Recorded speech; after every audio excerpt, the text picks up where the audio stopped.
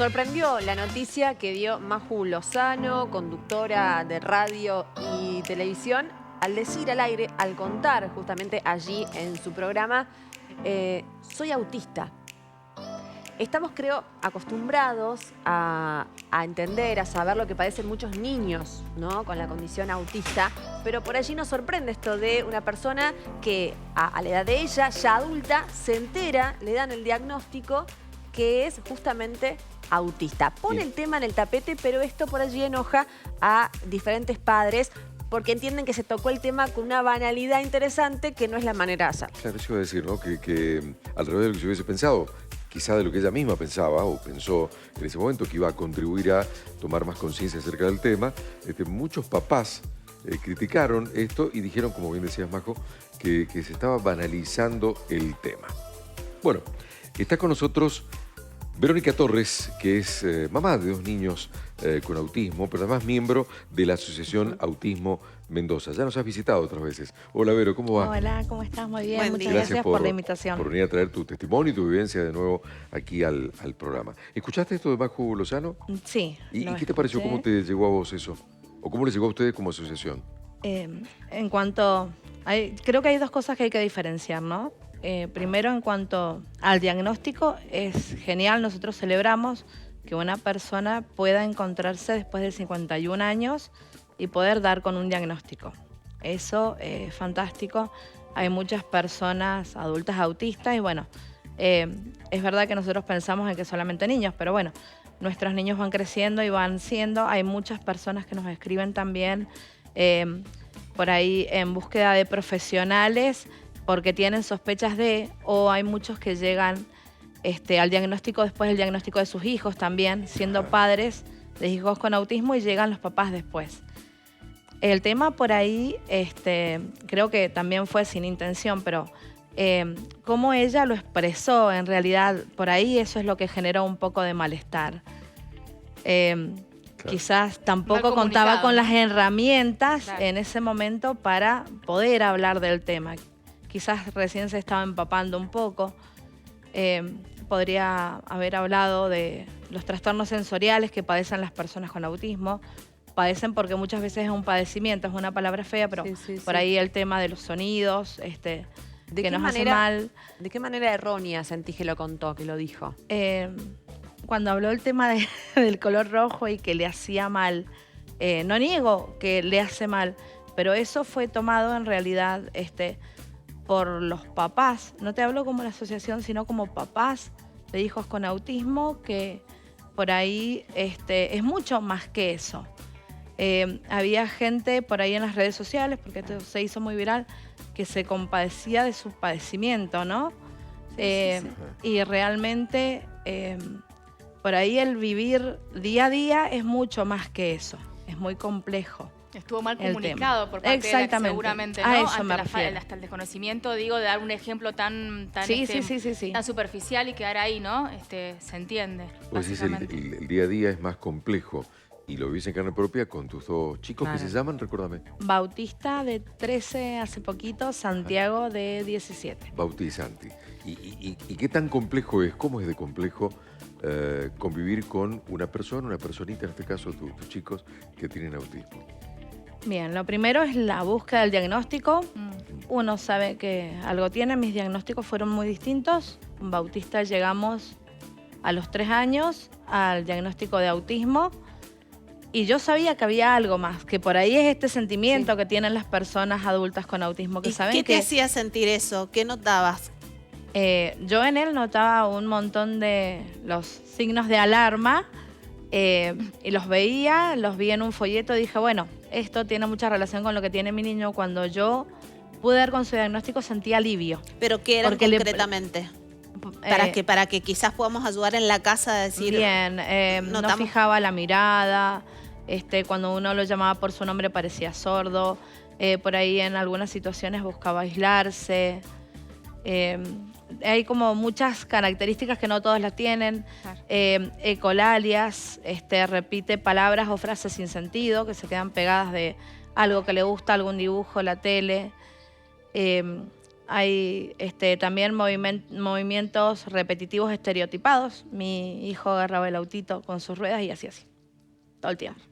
No le era funcional al juguete, en realidad, porque no lo usaba para jugar de la manera convencional. Claro.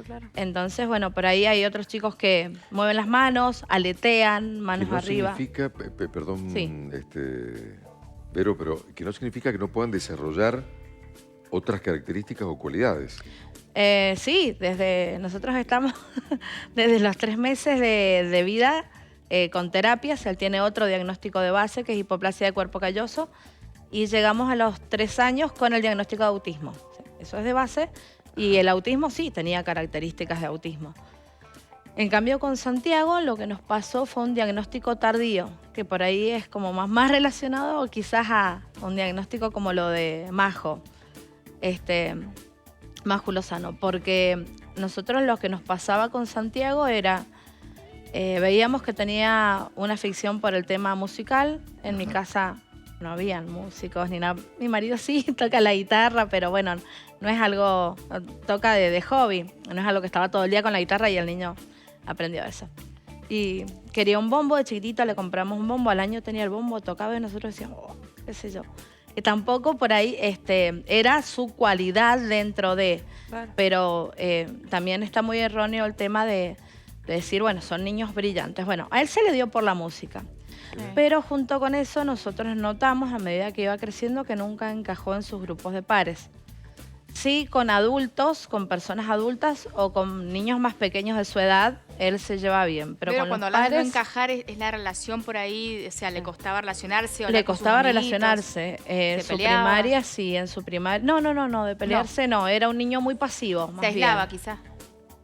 No sabía cómo llegar a la otra persona, no sabía entablar una relación, no tenía esa habilidad social, que es donde por ahí también están un poco más, o sea, es diferente la habilidad social de relacionarse que de otras personas. Perdón, pero en esto de no encajar es una de las palabras que usó Majo Lozano, ¿no? Sí. Así como también por ahí decimos lo del rojo. Ella también en un momento dijo, yo toda la vida sentí que no encajaba. Estas fueron las palabras, como una sensación de que no me siento parte de nada. No sé si Sí, la escuché, inclusive llegó a pensar que era adoptada dentro de su familia, ella lo cuenta. Y habla de su papá también con una enfermedad mental, que entonces... Sí. Pero, y ahora que digo, se ha crecido tanto en el estudio del tema, y que ustedes mismos tienen ya la maduración en familia de cómo tratar el autismo, ¿cómo es el día a día con Santi y Bauti? Bien, es diverso, ellos son muy diferentes entre sí. Tenemos, yo digo que Bauti está en el medio es un espectro, entonces bueno, es muy amplio. Bauti está para mí en el medio, yo como mamá lo veo, y Santi en la otra punta. Ajá. También está por ahí cuando se da lo de no hablantes, también, bueno, en mi caso no lo es, pero por ahí es un poco más compleja la comunicación, sí hay formas alternativas. Claro. Bauti va a la escuela con su maestra acompañante a diario. Santi necesita otro tipo de apoyos y los tiene de forma externa. Va solo a la escuela, ya va a la secundaria, 5º año. Y Bauti va 7º, entonces bueno, ahora estamos con todo el desafío de ver a dónde vamos a ir, porque antiguamente los chicos llegaban a la primaria, 1er grado con suerte, y pasaban a escuela especial. Claro. Ahora cada vez, con esto de la ley de inclusión, bueno, se está probando, cada vez hay más chicos que terminan la primaria en una primaria común. Entonces, bueno, ahora hay una brecha a la secundaria y como que vamos abriendo caminos. Qué bueno, Verónica. Así que ahí estamos buscando una escuela que quizás tenga experiencia, que es lo que yo busco como mamá. Ajá. Y bueno, en cuanto al día a día, hay días buenos, hay días un poco más complejos, son muy diversos. Yo los trato lo más normal posible. Para mí, yo no veo en función de su discapacidad como mamá. Claro. Trato de normalizar todo y siempre hablo de lo mismo. 2 metas como mamá, porque obviamente uno no es eterno, no va a estar para siempre. Entonces, bueno, trata de dejar darles herramientas a ellos. Lo mejor que pueda. Lo primero es que ellos sean felices. Esa es mi meta como madre. Y la segunda meta es que tengan la mayor cantidad de herramientas posibles para poder desenvolverse. Total. Queremos agradecerte que hayas venido por este testimonio. Creo que es de gran ayuda para todos los que están del otro lado. Muchísimas gracias. Saludos a los chicos. Un beso. Bueno, muchísimas gracias. Un beso a la familia. Gracias. Gracias. Ella ya nos habló justamente como mamá y del autismo en los niños, pero volvemos a hacer hincapié, ¿qué pasa en los adultos? Está con nosotros Javier Adi, ya en contacto, médico, neurólogo, para preguntarle sobre el tema, para ahondar sobre esto que contó Maju Lozano, que a sus 51 años dijo, soy autista. ¿Cuáles son los síntomas y demás? ¿Cómo estás, Javier? Buen día. Buen día, muchas gracias por participar. No, gracias a vos. Nos parece un tema muy interesante. Primero arrancar me parece, ¿uno se puede enterar a esta edad de que es autista? Sí se puede enterar, porque lo que dijo la mamá recién, ella tiene 2 hijos que tienen una misma genética y tienen un espectro diferente. Es un trastorno del espectro que tiene síntomas en diferentes áreas, en la comunicación, en la interacción social, tienen por ahí conducta repetitiva, intereses restringidos y tienen problemas neurosensoriales, que de acuerdo a la magnitud y a la gravedad pueden pasar desapercibidos en diferentes edades. Y a veces, mientras son más leves, tardan más en diagnosticarse y por ahí puede diagnosticarse en adultos. Siempre digo un ejemplo, que yo tengo muchos pacientes, yo soy neurólogo infantil, veo niños y hago el diagnóstico, y cuando hacemos el diagnóstico, a veces muchos papás o mamás sienten identificados que han tenido un trastorno, sea posiblemente más leve, pero que se sienten identificados y que no llegaron a un diagnóstico. Y por ahí, cuando vamos a empezar a hablar con ellos, esta sintomatología que refieren son las que ellos han tenido en la adolescencia o en la adultez y han pasado desapercibidas. Muy bien. ¿Y cuáles son los síntomas puntuales? A ver, porque muchos, yo imagino, del otro lado ahora pueden estar preguntándose, ¿y no seré yo autista? Tal vez ciertos síntomas, ciertos llamados de atención, esto que decía Marina recién, esto de no encontrarse, de no encajar, un poco fue lo que dijo Maju Lozano, y por allí hay muchas personas que están en alerta ahora diciendo, y tal vez ese es mi diagnóstico. Posiblemente, en primera medida, todos podemos tener un poquito de algo. La macana, cuando tenemos mucho de algo ahí para hacer un diagnóstico. Como te dice ella, realmente hay personas que cuando vos empezás, el diagnóstico puede ser por lo que tenga ahora o por lo que tuvo antes. Realmente hay muchas personas que por ahí lo que te refieren es que tenían intereses restringidos, una selectiva, que en la secundaria por ahí no se interactuaban, o por ahí, como dijo la mamá recién, que ellos se sentían mejor con adultos, con diferente gente, porque muchos adolescentes te dicen que los temas que le interesan a ellos no son los intereses generales, entonces por ahí no les interesa comunicarse, y por ahí a veces en los grupos son o rechazados, o vistos mal, o como el falafalafia son medios nerds, porque le ven que los intereses de ellos son diferentes a los demás. Javier. También a veces... Sí. Perdón, termina la idea. Después te pregunto, termina tu idea. También lo que tienen que ver es como, que por ahí a veces hay temas que le interesan y temas que no le interesan. Por ejemplo, el ejemplo de Maju Lozano, ella le decía por ahí que le interesaba mucho lo que era la parte humorística y no la parte de periodismo, porque a veces hacer tan literal, ser tan puro, se la sentía mal. Y llegaba a la casa con esa noticia, tomándosela mucho a pecho como literalmente, y se sentía mal y llegaba y lloraba. Y a veces en los adultos tienen comorbilidades, tienen trastornos de ansiedad, trastornos obsesivo-compulsivos, trastornos de atención, y eso hace que por ahí el diagnóstico se complique más y los síntomas se confundan y llega a un diagnóstico más tardío. Bien. Y por ahí ese diagnóstico, como dijo Maju, le ayuda a liberarse, porque a veces puede entender por qué en diferentes lugares se sentía mal y no encajaba, claro. Por qué a veces lo que le interese a ella y en ese ambiente está bien y fuera de ese ambiente está mal, y por qué a veces lo neurosensorial, que es importante, que digo que tienen los sentidos a flor de piel, por ejemplo, el gusto, el tacto, la audición, que por ahí puede ser bueno y puede ser malo. La audición, como decía la mamá recién, hay chicos que le molestan los ruidos y los sonidos, pero por ahí tienen cierta afinidad por la música, y no porque en la casa le enseñen y aprenden a tocar piano o música y pueden ser excelentes concertistas por esa habilidad que tienen. También es dificultad a veces en los alimentos. Muchos chicos, personas grandes, tienen cierta, como no pueden tener una dificultad para comer por color, claro. Por gusto, por texturas, y a veces eso hace que no lo puedan tolerar. Bien. Como más puedo decir que la frutilla por la textura, por el color rojo, a veces eso hace que no se puedan poner un vestido. A muchos tenemos predilección por el color, pero la macana, cuando yo hice predilección por un color, no me deja usar otro color, porque realmente se me produce una repulsión o me produce una dificultad a mí, ahí sí hay un trastorno importante. Bien. Estos grupos de trastornos llevan a tener una consulta, hay que ver. Perfecto. Yo solamente tengo un trastorno obsesivo compulsivo por un tema determinado, o tengo un problema neurosocial, voy a tener un problema neurosocial o trastorno obsesivo compulsivo, porque tengo estos 3 síntomas: dificultades en la comunicación e interacción social, me cuesta integrarme en diferentes grupos, a veces me cuesta entender qué significa una seña o un guiño que se llama el lenguaje no verbal, interpretar a veces el otro, cuando el 80% es no verbal. Nosotros estamos hablando y veo la cara de ustedes, si bien veo por el celular, ¿están entendiendo lo que digo o no están entendiendo? Ahora, Javier, y por ahí eso le cuesta a veces. Y mirar a la persona y entender lo que realmente dicen. Y por ahí a veces con lo que dicen o lo que interpretan puede provocar un daño en los demás que no se dan cuenta. Porque como dijo Maju, ella dice la verdad. Y a veces la verdad puede llegar a doler. Y generalmente los chicos que tienen autismo son muy puros. Y la gente que tiene autismo generalmente es muy pura, dice la verdad, pero esa verdad a veces puede provocar un daño que uno no quiere producir. Bien. Javier, una vez diagnosticado en el adulto, hablemos del adulto, ¿no? ¿Cómo se trabaja también? Pensando que cuando uno es más chiquito, quizás más permeable para potenciar, para estimular de alguna forma esa carencia, si se quiere, que no tiene. ¿Cómo se hace de adulto para poder avanzar? ¿Cómo se trabaja puntualmente?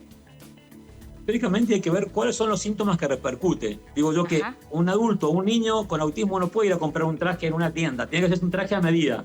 De acuerdo a la dificultad que tenga la persona, va a trabajar. Si tengo problemas neurosensoriales, trabajaré con un terapeuta neurosensorial que me enseñe a ver a cómo puedo desensibilizarme de que me toquen, de que los sonidos, los ruidos, los gustos. Sobre todo, trabajar con habilidades sociales, que puede ser un psicólogo o fonoaudiólogo que trabaje en habilidades sociales, que me enseñe a mí cómo poder interpretar en el otro y cómo yo poder decir lo que expreso sin dañar a los demás. Sí. ¿Sabes qué pensaba, Javier? En esto del autismo en adultos, que hay que tener mucho cuidado a nivel social, digo, ¿no? Con el chiste, con la burla hacia el otro, porque por ahí, digo, ¿no? Porque se subestima muchas veces, digo, todo esto que vos estás relatando, todos estos síntomas de cómo puede aparecer un diagnóstico como autismo, nada más y nada menos, con el respeto que se merece. Y a veces uno cree, como ya es un adulto, por allí, digo, la cuestión social y la contención familiar, amigos, compañeros que deben tener esas personas y que por ahí no están recibiendo. Por eso mismo, tenemos que tener cuidado con los comentarios que hacemos con gente que tiene autismo, porque son literales. Capaz que a una persona vos le decís, pasan esto, la mamá me decían, de papá de chicos con autismo, que le decían, hola gordito, dame un besito al padre. Che, yo no soy gordito, ¿por qué me molestás tanto y me decís gordito? Es como que lo toman todo a pecho y se sentían mal. O le decís, che, vos le enseñás mal a tu hijo. No, yo no soy mal educado, yo no le enseño mal a mi hijo. Mi hijo, yo le enseño lo que creo que es correcto. Y por ahí todos se lo toman mal. Y así los comentarios que podemos hacer a esa persona le pueden afectar. Y sobre todo en la adolescencia, muchos chicos tienen bullying. Y ahí sí tengo que ver, porque al que le hacen bullying, a veces puede tener mucho, el 80-90% del autismo sufre en bullying. ¿Por qué? Porque esa literalidad, esa pureza, hace que por ahí se puede ser cruel. Yo tengo un chico que tiene autismo y un adolescente, y la madre lo quería integrar. Entonces, un día le dicen al chico que se iban a hacer las 5 horas de la escuela, se van a escapar y van a ir a un McDonald's de tal lugar. El chico, la madre, como quería que se integrara, fue al McDonald's. Cuando llegó a un McDonald's, no estaban. Fue a otro McDonald's y no estaban. Y le dijo a la madre. Y los chicos estaban todos en la escuela. Y hay alguien que le había hecho un chiste para molestarlo. Y ese chico no quería ir más a la escuela. Se sintió muy humillado y con mucha dificultad para volver a integrarse. Que todo lo que habíamos logrado con las terapias se volvieron atrás. Eso hay que tener cuidado. Si hay bullying en la escuela, preguntar por qué. Porque muchos chicos que le hacen bullying tienen un trastorno a veces de ansiedad o tipo TEA que no ha sido diagnosticado. Mirá vos, nos has iluminado muchísimo sobre el tema. Doctor Javier Adi, gracias por este contacto. No, gracias a ustedes, Coco, y muchas gracias por dejarme participar. Que estés muy bien. Gracias. Chao, chao. Hasta siempre.